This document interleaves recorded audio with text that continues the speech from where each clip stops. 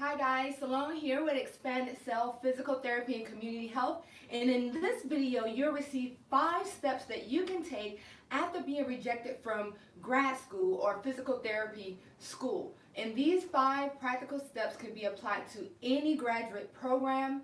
And if you're tuning in from the live stream or the rebroadcast, go ahead and let me know where you're tuning in from, guys, in the comment section. And if we've never met, my name is Salone Jones. I am a doctor of physical therapy student with a passion for the human body and community health.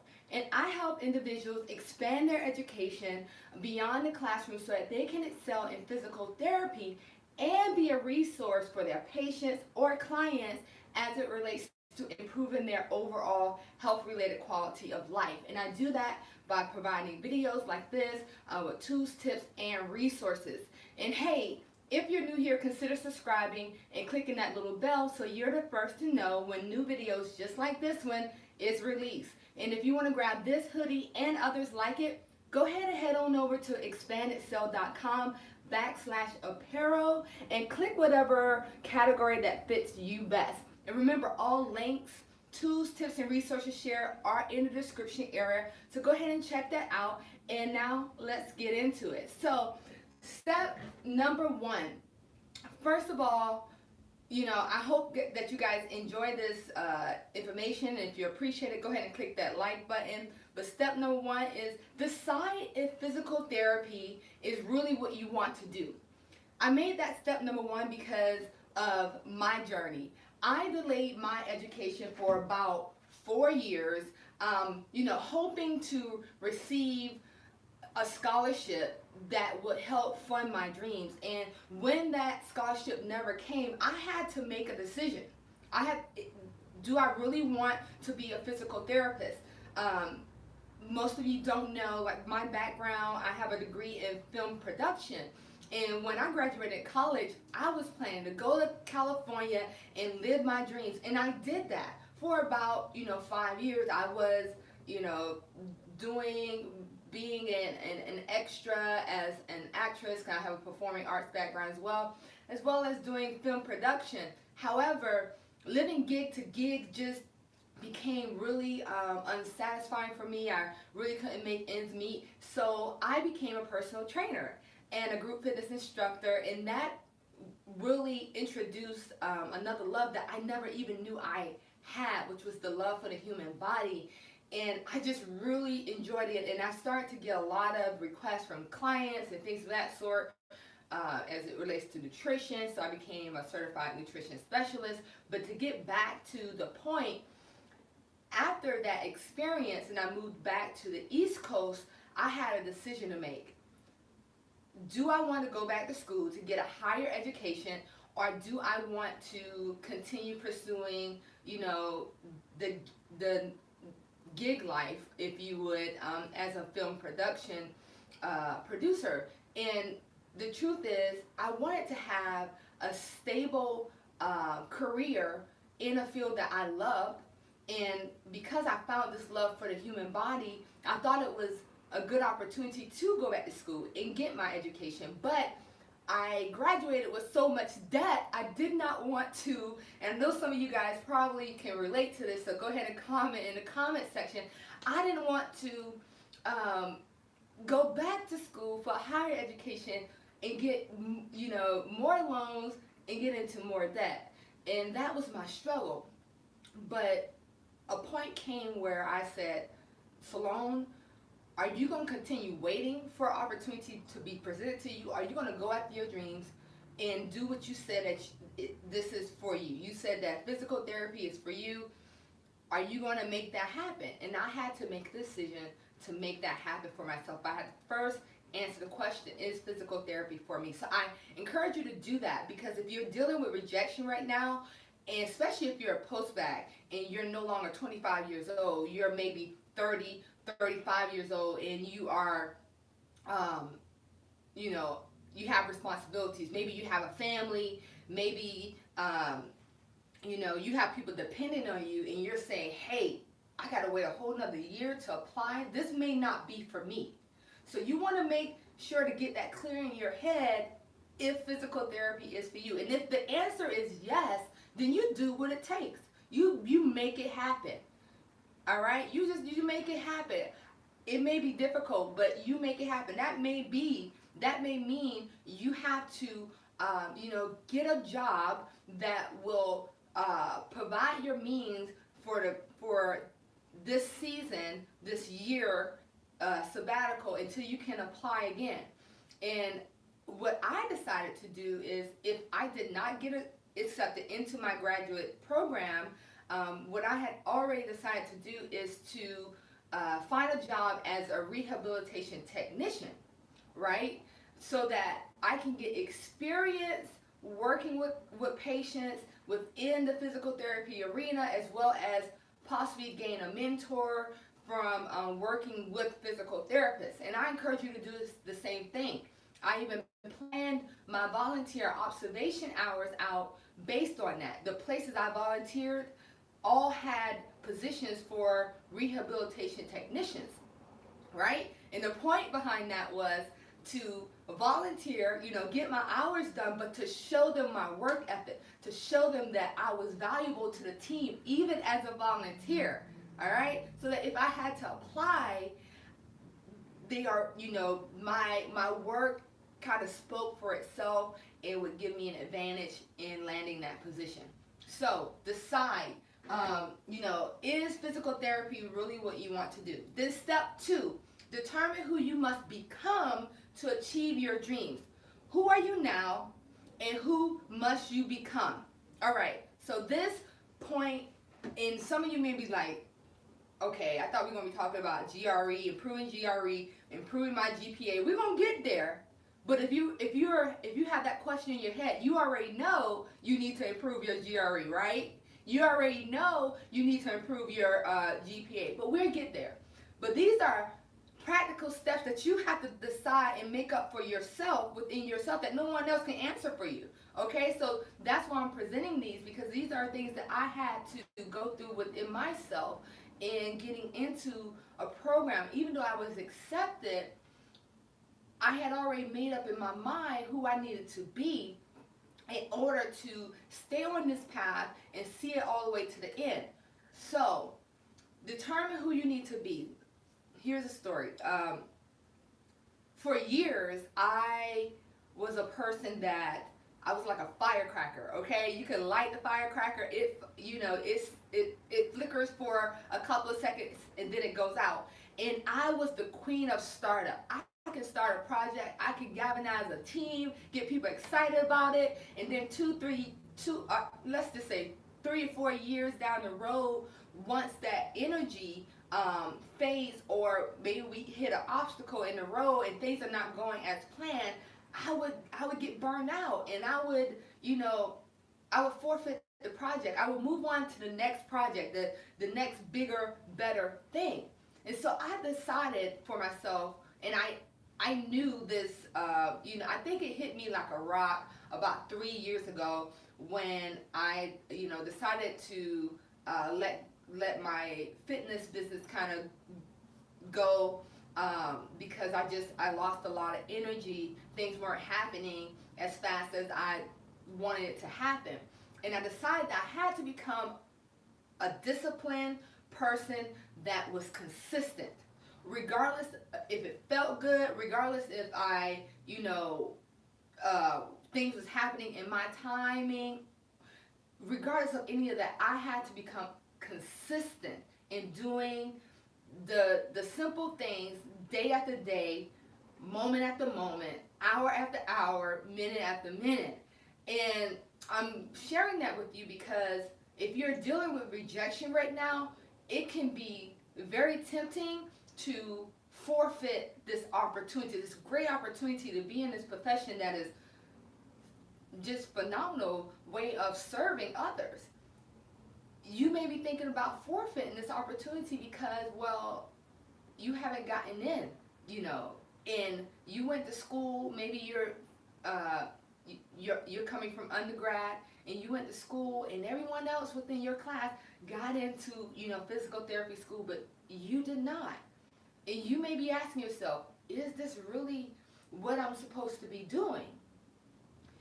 So you have to determine who you must become. Do you need to become consistent? Do you need to become, a positive thinker? Do you need to become relentless in pursuing this pursuit and taking this year to improve your application, improve yourself, improve your GPA, improve your GRE scores, so that when you present your application next year, you are a competitive candidate. Not even just competitive, but you are a candidate that stands out from the crowd. That's really where you want to be. You want to be a candidate that's different from the others.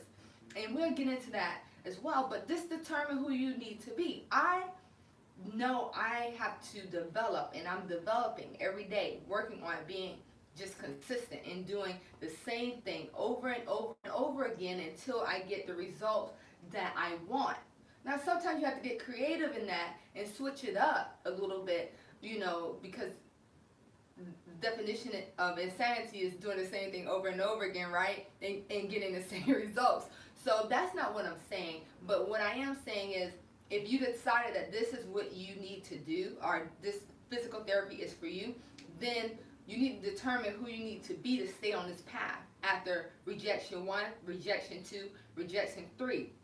And I encourage you to watch the video, one of Expanded Cell videos by Alexandria Turner, that dealing with rejection. She shares her story of how she was rejected from physical therapy school twice, and I think it was her third application process in which she was accepted. But it took her over 3 years to get accepted, guys. That is what I'm talking about: relentless determination, staying consistent until you get the result you want. So watch that video. It's on the channel. Just watch. I'm not sure the actual title, but it deals with rejection, being rejected from physical therapy school. But the third time was a charm for her, and it may take 3 times for you. It may take 4 times. Then you have to ask yourself, if I don't get it on the 4th time, is this really what I want to do, where I'm willing to try for a 5th time? And I believe if you really have something special to offer the field of physical therapy, you need to stick with it. You need to stay consistent until you get that yes. Because no just means not yet. That's all it means. Doesn't mean that you're not going to get in. It just means not yet. I also encourage you to contact the admissions department for the programs that deny you, and see if you could get a contact email or phone number for someone that was on the decision board, so that you can inquire about the areas of your application that needs improvement.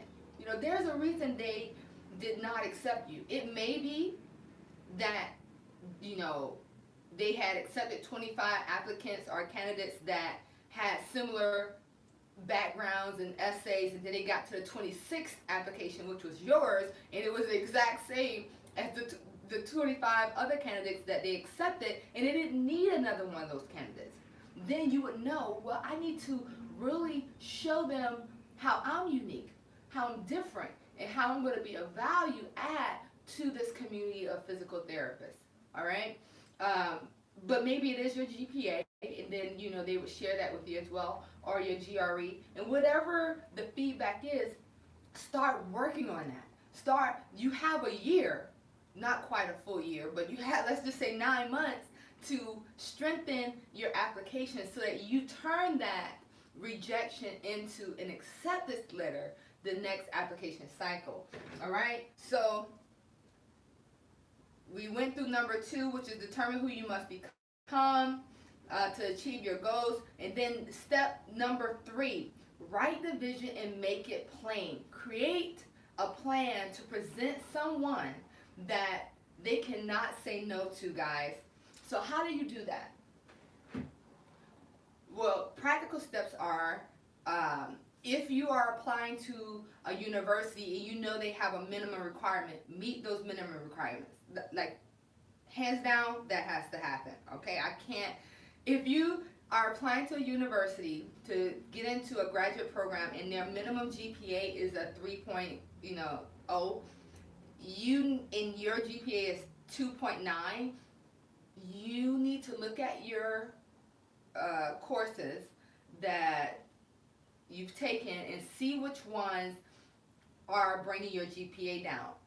and you need to be willing to retake those classes to boost your GPA. Like, you need to get in the game, right?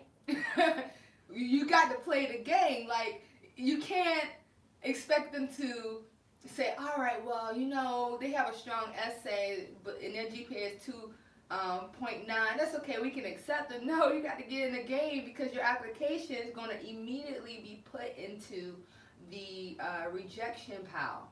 So you don't want to lose the game right off the bat. So be willing to retake whatever course is necessary to strengthen your GPA. Maybe it's your GRE. Now, I'll tell you, and I'll share my story, my educational story, at another time, but just briefly, I was reading at a 6th grade level in 11th grade, okay? I graduated high school, but I never was supposed to, right? According to the school system and according to my city and things of that sort. I was never supposed to go to college, and I was supposed to be reliant on my family, on my mom, my father for the rest of my life. I was not supposed to be a productive adult. However, of course, that is not the truth for me, and I've decided what I was going to be for myself. However, because I didn't have a strong educational foundation, when I got into my undergrad program, I was trying to catch up educationally. And so I didn't do really well with a lot of the basic educational courses, such as English composition. I made a C in English composition 2. Well, fast forward to me trying to apply for to get into grad school. Most of the programs that I applied to did not require principles of biology 2, and they did not require English composition. However, Baylor University, woohoo, go Baylor, go woohoo, go Bears. All right, so that's the university I'll be attending in January, and I really wanted to get into this program, and they require principles of biology 2, as well as English composition 2, or just English composition. Well, I had set my courses up where I would be done with all of my courses when I went back to school. I would be done with all of my prerequisites by the end of fall 2017. Well, when this opportunity came up for me to get into Baylor University, or tried to get into Baylor University, I had to meet the minimum requirements. I had to take principles of biology 2, as well as English composition 2. So I had to actually go back to school for spring 2018 and take those courses. And the reason I did that, I could have submitted, right, my English composition 2 course with a C, but how competitive is that? I mean, really? I want to get in a grad school with a C? No, not acceptable at all. I knew it wasn't acceptable, so I needed to retake that course, and not just retake it, but I need to get an A plus. That was my goal, and I nailed it. A plus, hands down. All right, I did what it took in order to get into the programs that I needed to get into. That's the bottom line. That's why I'm sharing this story. Okay, you have to get in the game. So if that is increasing your GRE score, another thing I did with my GRE is I signed up for Kaplan's prep course.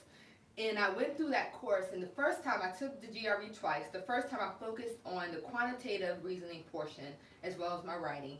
And, I scored as high as I could on that portion. Then when I retook the course again, I focused on the verbal reasoning and scored as high as I could on that. And the reason I did that is because I knew at that time that the universities I was applying for would take your highest score from each session and average them together. That may not be the case for you, but hopefully it is. And I would encourage you to do it that way if you have a lot going on in your life. I was in middle of a full load at school, as well as working and family and so forth. So I needed to kind of focus on one area. If you have the time to focus on all of them and knock it out the box the first time around, I encourage you to do that. If not, then make sure you check and see if the university you're attending averages or takes the top score for each of those area and average them together. Because if they don't, and you know, score lower in one area and high in the other, that still may not make you a competitive candidate, and you may need to retake the GRE. The next thing is your essays. I think this is a great opportunity within your essays to not present a canned essay, you know, to present yourself, to present how you're going to add value to the community of physical therapy and how you're going to make a difference in your future clients or patients' lives. If you're a post-bac like myself with other skills and abilities, I encourage you to figure out how you could maybe incorporate those skills and ability to benefit the industry of rehabilitation sciences. For me, I have a background in film production, and so doing a YouTube channel is kind of comes natural for me, and I'm hoping that it's value add to the community of physical therapy. So that is why I'm doing this, and I spoke about those different things of what I wanted to do, how I want to use my skills and my abilities to benefit the field of physical therapy and the industry of rehabilitation science. I spoke about those in my essay, and I believe that set me apart from all the other essays that they have to read. The industry, not really industry, but the physical therapy is becoming a very popular program to try to get into, and so because it's becoming more saturated with you know, more individuals trying to get into the graduate program, it's important that you stand out from the crowd and that you actually have something of value to contribute. So just think about that a little bit, so that you, when you're presenting your essay, it's something that catches their eye. Another tip I would offer as it relates to trying to make yourself more competitive in your application process, your observation hours. So, you know, most programs require at least 100 observation hours. Try to get a variety of different experiences so you can present that in your application. So don't just do outpatient, you know, physical therapy. Try to do acute physical therapy, you know, maybe peds. Just have a variety to offer so that they show that you're a well-rounded candidate, all right? So step number 4, figure out what makes you valuable. This kind of continues from step number 3 to the industry of rehabilitation science. Again, like I said, make sure that you try to figure out what you want. Okay, so hold on. You may be saying, I can't really figure out what I want to do. I'm just graduated from undergrad, and I get that if you are. But if you are coming from a different place where you're not just coming back to school, maybe you have some years in between undergrad and your grad program. And even if you are coming in from undergrad, I encourage you to take a moment, sit down, and try to visualize where you want to be in the next 10 years and how physical therapy is going to help you get there, and then what you're going to give to the field of physical therapy to help you get there. That'll help kind of give you an idea of how you can be valuable to the field of physical therapy. I just think it's time out for just having, you know, more clinicians that are here to just treat body parts. That's fine if that's all you want to do is treat your body part. I just feel like the field of physical therapy, we can give so much more and do so much more to advance our career path and advance our field. And if you have something unique to offer, go ahead and include that in your application process, maybe in the essay portion, so that you stand out. It gives you an edge as it relates to the application process. All right, so step number 5, determine how you will leave your fingerprint in the specific field. In order to do this, I encourage you to create a vision board, and I'll do a segment on, creating a vision board. I'll even show you my vision board. Excuse me, nose running a little bit. I think it's so valuable to create a vision board. It's when you hit those rough times, even in your program, maybe you don't make as high of a grade on one of the exams and things of that sort, and you're feeling like, oh my gosh, I'm about to fail this program. That vision board will keep you pushing forward. It'll keep you in the game. It'll keep you from, defeating yourself before you're actually defeated. So I encourage a vision board, and I will do a segment on that so that you can see my vision board. I can kind of share with you how I went about doing that. But you will see that my vision board doesn't have like a lot of pictures of me working with patients as it relates to physical therapy.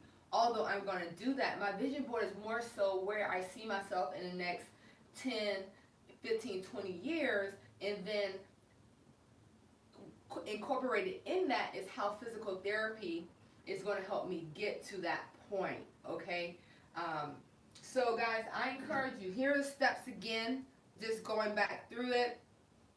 Step 1, decide if physical therapy is really what you want to do. Step 2, determine who you must become to achieve your dreams.